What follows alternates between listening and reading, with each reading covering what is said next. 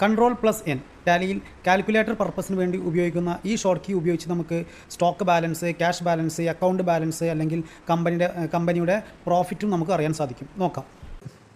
അപ്പോൾ നമുക്ക് നോക്കാം. നമ്മുടെ കമ്പനിയുടെ ഗേറ്റ്വേ ഓഫ് ടാലിയിൽ വന്നുകൊണ്ട് Ctrl+N അടിക്കുക. Ctrl+N അടിച്ചു.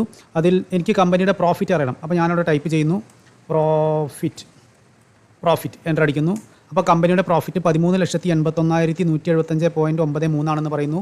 ചെക്ക് ചെയ്ത് നോക്കാം. നേരെ പ്രോഫിറ്റ് ആൻഡ് ലോസ് അക്കൗണ്ടിൽ എൻ്റർ അടിക്കുക. 13,81,175. ഓക്കെ അല്ലേ? ഇനി വീണ്ടും Ctrl+N അടിച്ചിട്ട് എനിക്ക് 1-ാം തീയതിയിലെ ക്യാഷ് ബാലൻസ് അറിയണം. അപ്പോൾ ക്യാഷ് ഓൺ 1/3.